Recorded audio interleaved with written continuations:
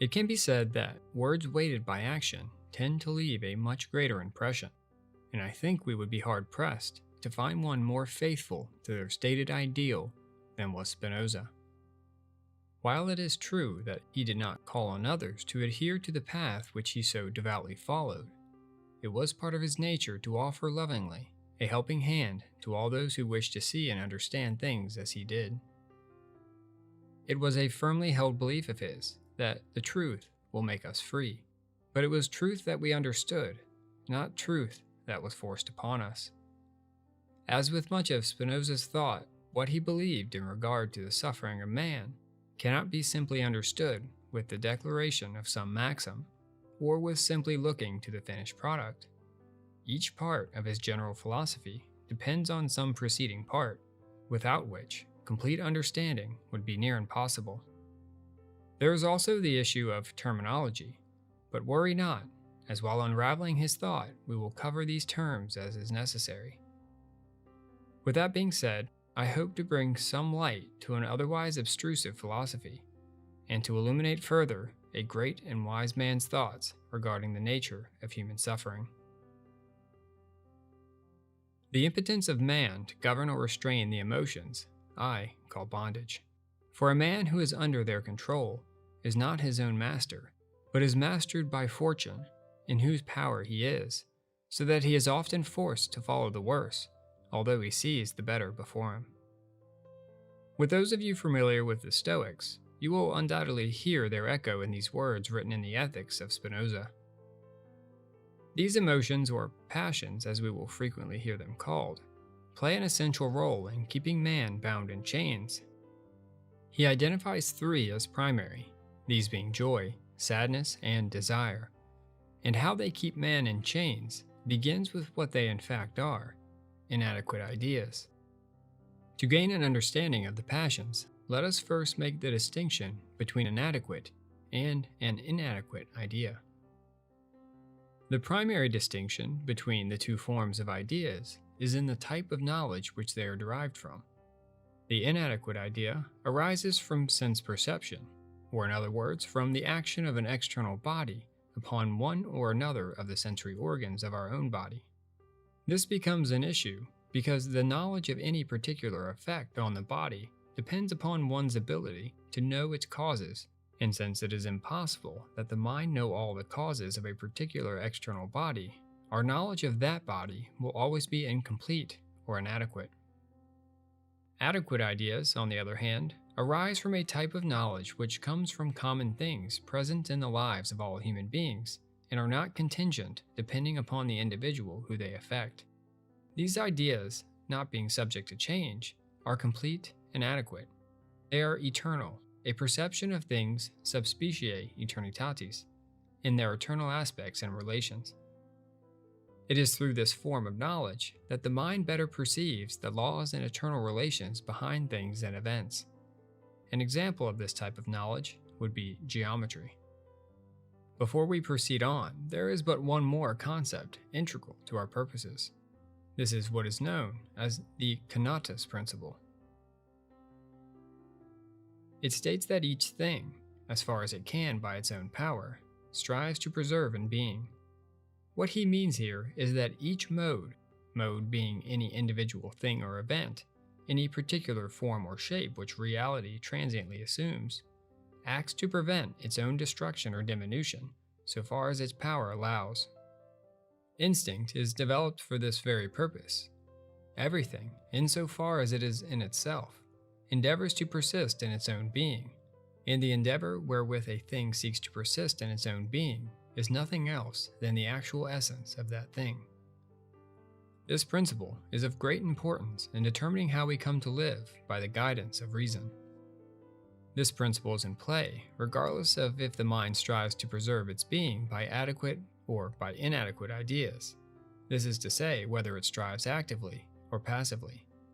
The path of inadequate ideas is passive insofar as the individual has little self-control over what happens to them and is pushed about at random.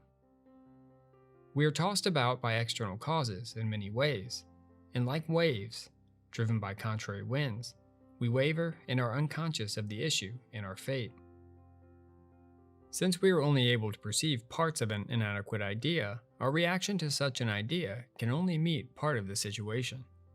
As said by Spinoza, the emotions by which we are daily assailed have reference rather to some part of the body which is affected beyond the others, and so the emotions, as a rule, are in excess, and detain the mind in the contemplation of one object so that it cannot think of others.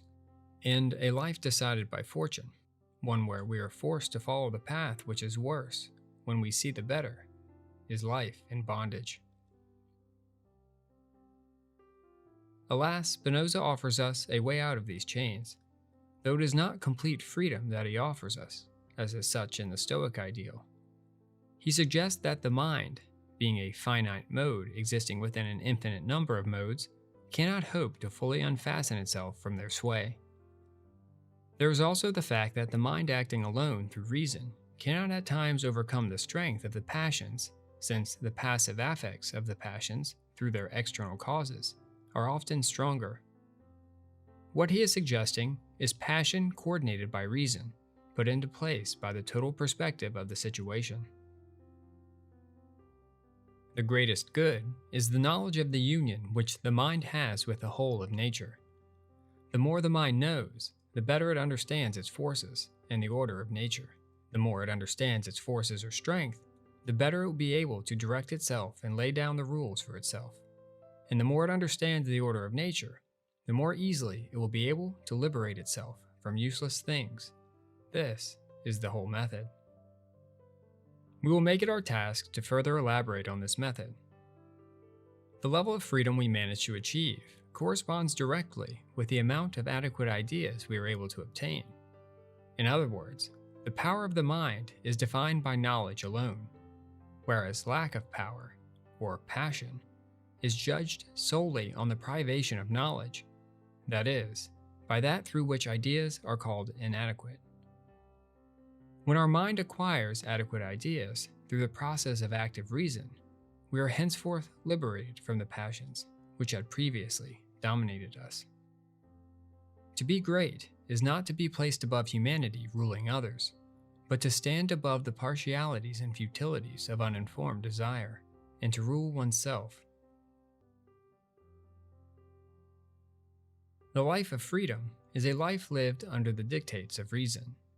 What does this mean? Let Spinoza speak. Since reason demands nothing contrary to nature, it demands that everyone love himself, seek his own advantage, want what is really useful to him, want what will really lead a man to greater perfection, and absolutely, that everyone should strive to preserve his own being as far as he can. We must keep the Conatus principle, which we reviewed earlier, in mind throughout this section. We are to seek what reason prescribes, that is, we are to seek what is useful to our ends, and what better helps us to preserve our own being. This does not mean that we must be hostile to others, or step over them to achieve our own ends, since reason holds that what is good for man is to nurture harmonious social relationships, and to ensure the stability of the society that they are a part. It is only when human beings act under the sway of the passions do they come into conflict with one another. The greatest good is the knowledge of the union which the mind has with the whole of nature. This is, of course, to say, its union with God. The true striving spoken of in the Conatus principle is in essence the striving for understanding, an understanding that all things follow by the eternal decrees of God. An individual's mind who has come to truly know this is fixed upon true being, and has no time to look down upon the little affairs of men, or to be filled with jealousy and enmity in the struggle against them. His eye is ever directed towards fixed and immutable principles, which he sees neither injuring nor injured by one another, but all in order moving according to reason. These he imitates, and to these he would, as far as he can, conform himself. This state is what Spinoza would come to know as the intellectual love of God. It is this love that most sincerely constitutes the mark of a free and blessed individual. To escape the grasp of the passions is anything but an easy task, but Spinoza assures us that it is possible.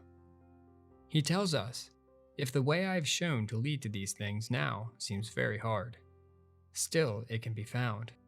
And of course, what is found so rarely must be hard. For if salvation were at hand, and could be found without any great effort, how could nearly everyone neglect it? But all things excellent are as difficult as they are rare.